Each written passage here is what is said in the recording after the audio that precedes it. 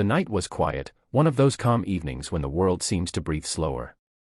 A lonely gas station sat on the edge of town, its flickering lights reflecting off the puddles from a recent rain.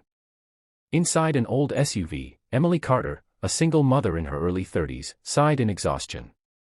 Her 8-year-old son, Noah, slept soundly in the back seat, clutching his worn-out teddy bear.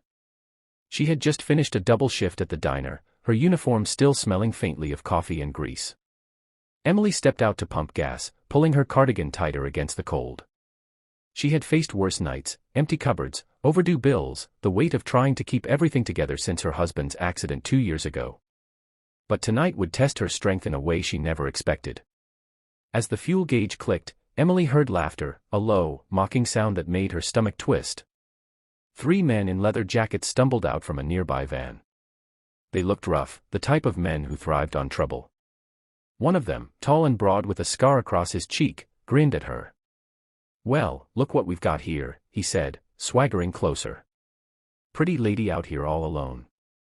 Emily tried to ignore them, eyes fixed on the gas meter, her hands trembling slightly. "Just leave me alone," she muttered.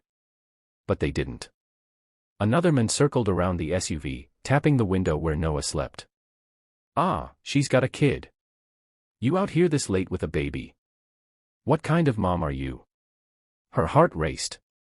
"Don't touch my car," she shouted, her voice shaking but firm. They laughed louder, closing in. The leader smirked, stepping so close she could smell the alcohol on his breath. "Relax, sweetheart. We're just talking." Emily's fear turned into defiance. She grabbed her phone and tried to dial 911, but one of them snatched it from her hand and tossed it across the lot. That was when Noah woke up. His small face pressed against the glass, eyes wide with fear. "Mom," he cried. The men chuckled. "Didn't mean to scare the kid," one sneered. "But maybe next time, don't ignore us." Emily stood frozen, heart pounding, helpless, but something inside her snapped. She refused to be a victim. "Get away from us," she screamed. And then, the sound of engines. From down the road, a deep rumble filled the air, steady, powerful, unmistakable. Headlights flared, cutting through the darkness. A group of motorcycles roared into the station, tires screeching as they formed a tight circle around Emily's car. The thugs froze, startled. The bikers wore leather vests, each marked with the emblem of Guardians MC. Their leader, a tall, grizzled man named Jack, stepped off his Harley. His gray beard framed a face hardened by years but softened by kindness in his eyes. "You boys got a problem here." Jack's voice was calm but carried weight. The thugs exchanged nervous glances. "Just talking," one stammered. Jack's gaze darkened. "Didn't sound like talking to me." One by one, the other bikers dismounted, boots hitting the pavement in unison. They didn't need to threaten anyone, their presence alone said enough. Emily stood speechless, clutching Noah's hand as Jack approached her gently. "You okay, ma'am?" he asked. Tears welled in her eyes. They tried to." Jack nodded.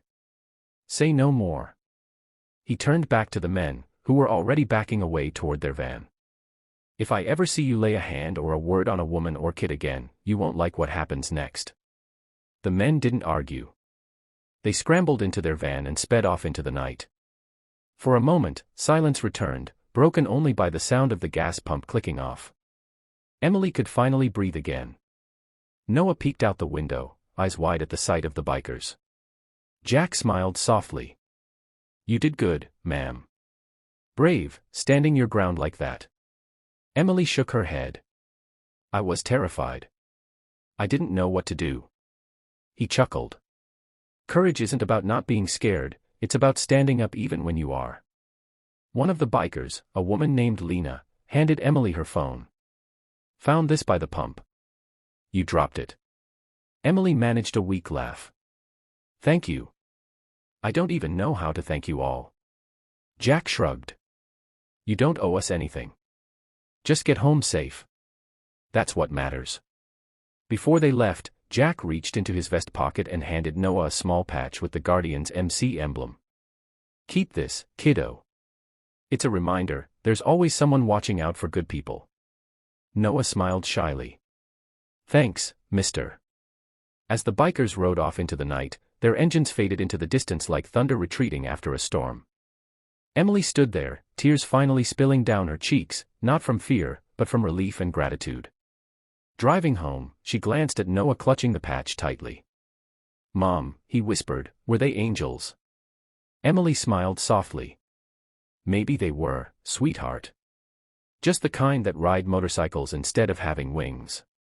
When she reached home, she sat for a long time in the driveway, replaying everything in her head, the fear, the courage, and the unexpected kindness of strangers.